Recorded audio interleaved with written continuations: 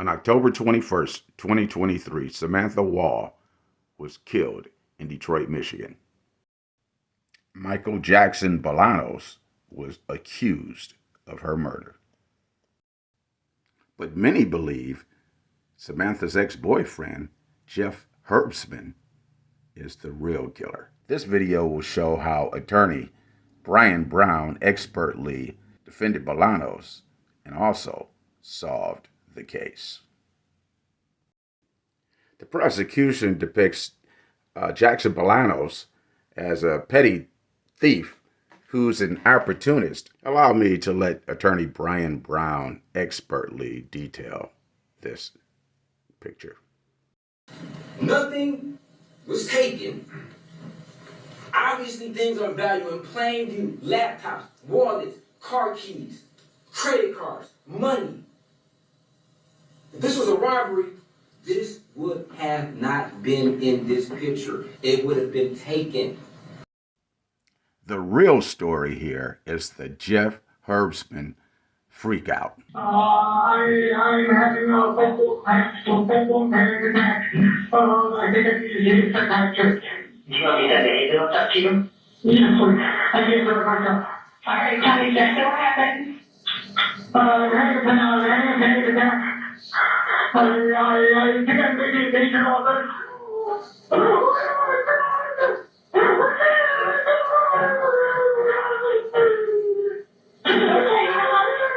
Listen to me. Check breathing in.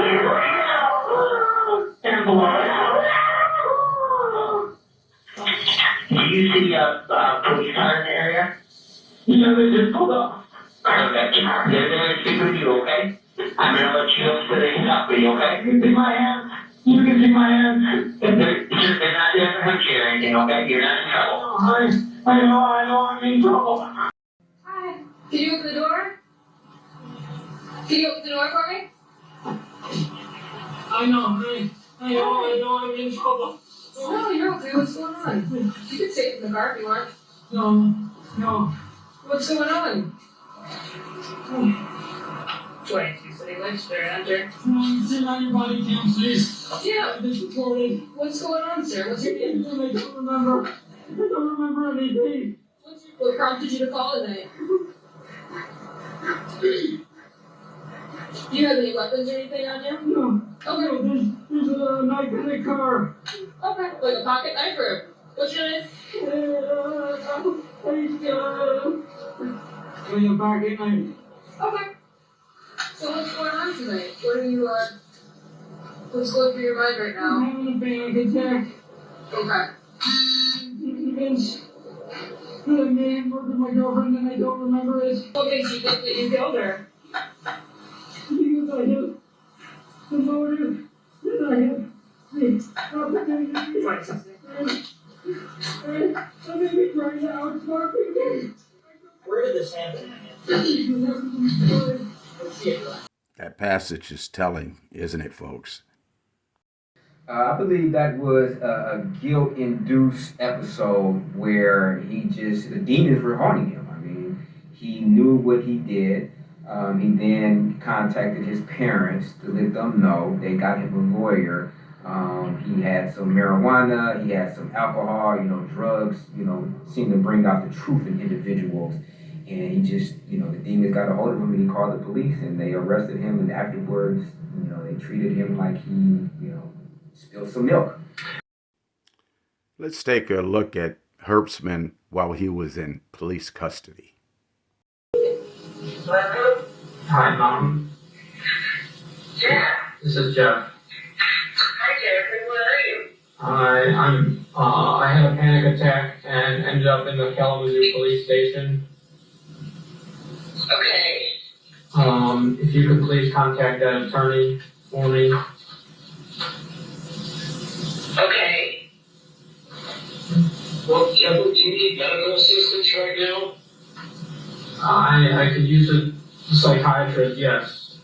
Well, then you need to tell them that. I did. And what did they say? They haven't said anything. You need a snack, you use the bathroom or something like that. You know what's going on? I'm getting an idea. You know what for? Yeah. Okay. Well, as long as you know. Okay.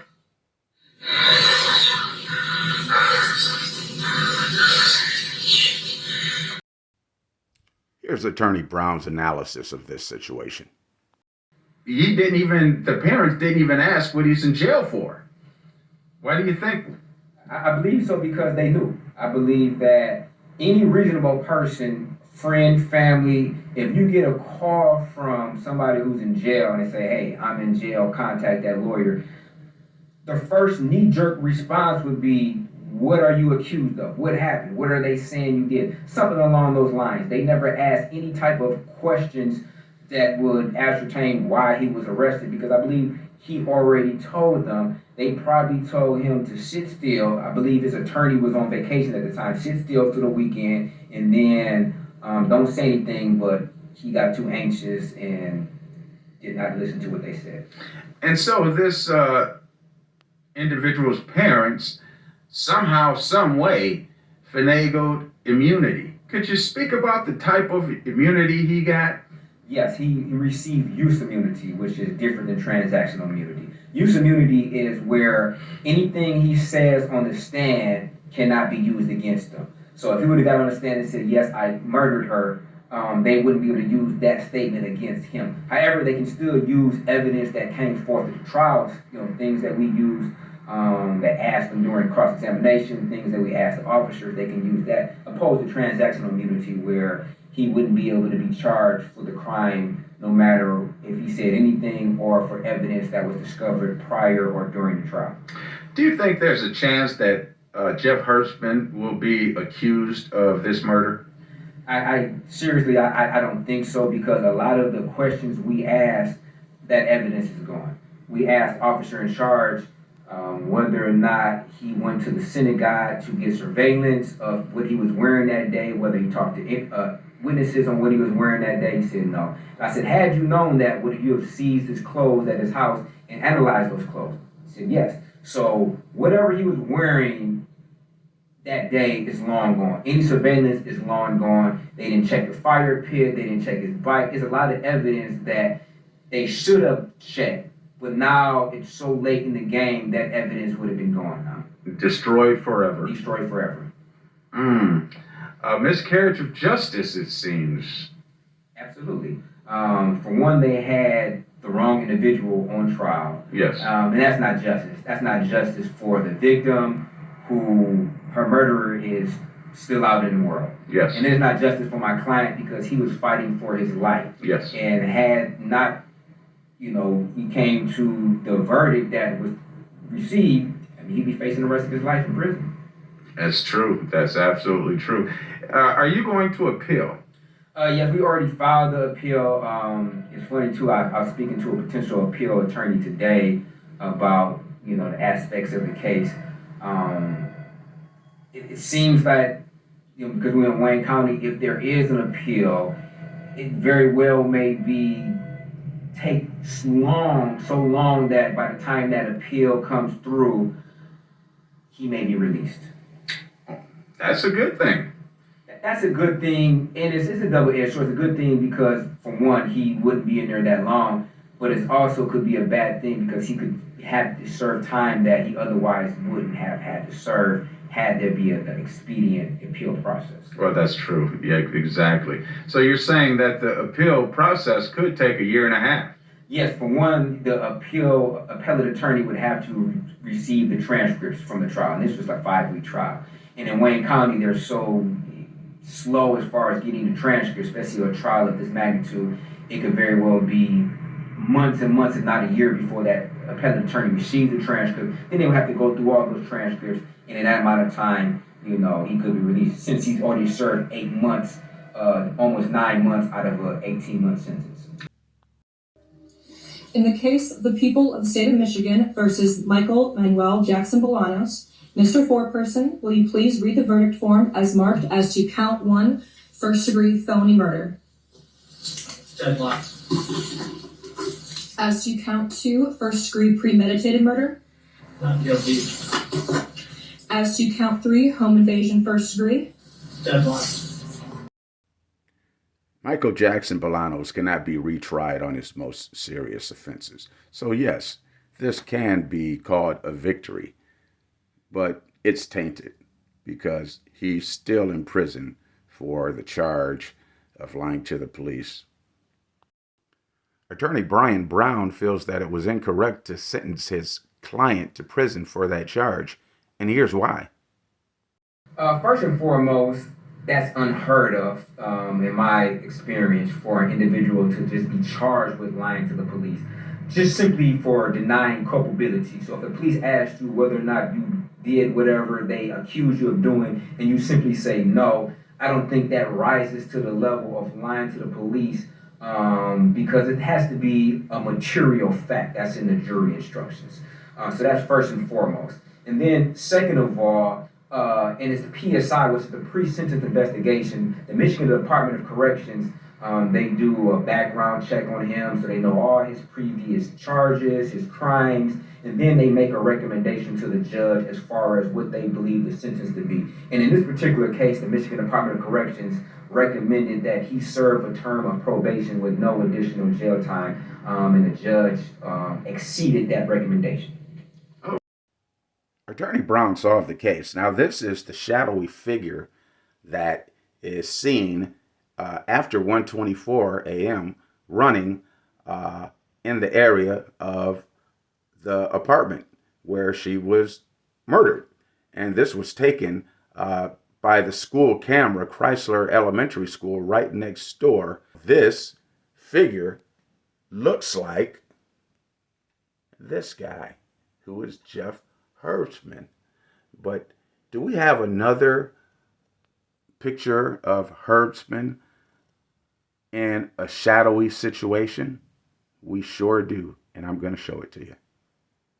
Can you open the door for me? I know I'm in trouble. That's one shot of him.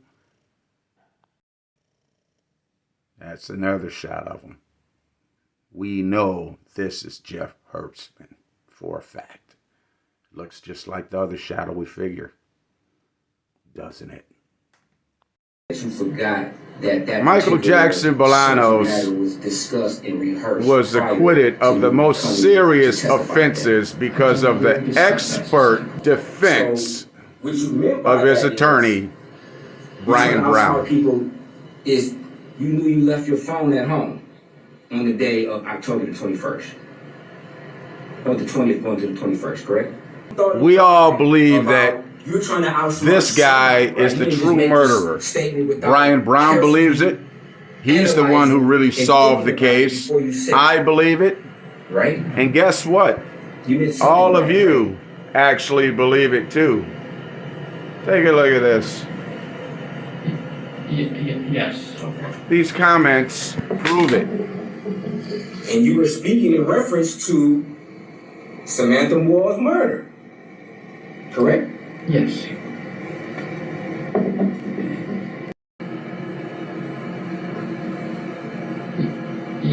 Yes. The guilty comments go on and on and on. You know what? If I were to have to,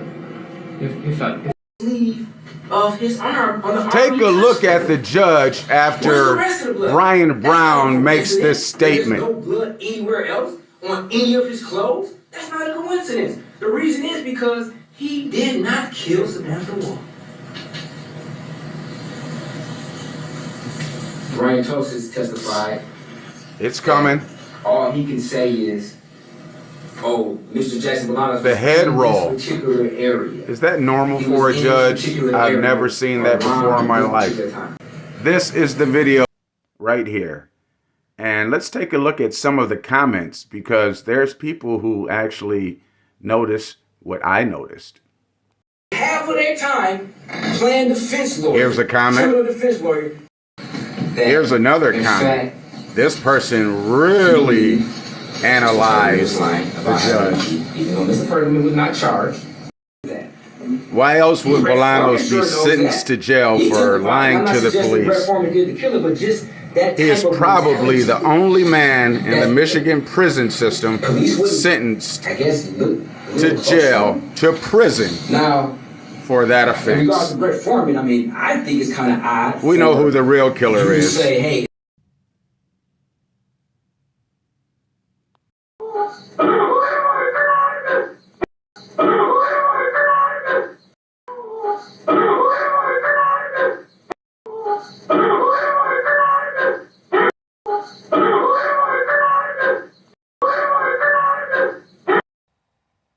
This is what you did, Jeffrey. This is what you did. Unfortunately, in America, the scales of justice are often tilted in the direction of the rich and powerful. And justice was not served in this case. This has been a monthly standard report, but we're going to give the last word to attorney extraordinaire Brian Brown, because there's people all over the country that need great representation. And you can call him. You can contact Brian Brown, attorney Brian Brown from Detroit, Michigan. And here's why. You know, we bring passionate, competent representation. I like to represent individuals the way I would want to be represented if I was in their position. So when I look at a case before we go to trial, I try to look at it from multiple perspectives. I try to look at it from a defense attorney to see any type of weaknesses in the prosecutor's case, look at the evidence. And I also try to look at it from the prosecutor's perspective. If I were trying this case, how would I try this case? So, and I also try to look at it from a perspective as if I was a juror. If I was sitting on the juror, just an average Joe Schmo, and I heard both perspectives, the prosecutor's perspective and the defense's perspective, how would I look at the case? And then I try to bring those three different perspectives to my client to give him my opinion of how this case could go.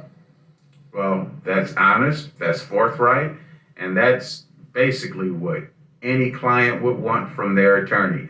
This is attorney Brian Brown, folks, attorney extraordinaire from the city of Detroit. Thank you so much for this. Thank you.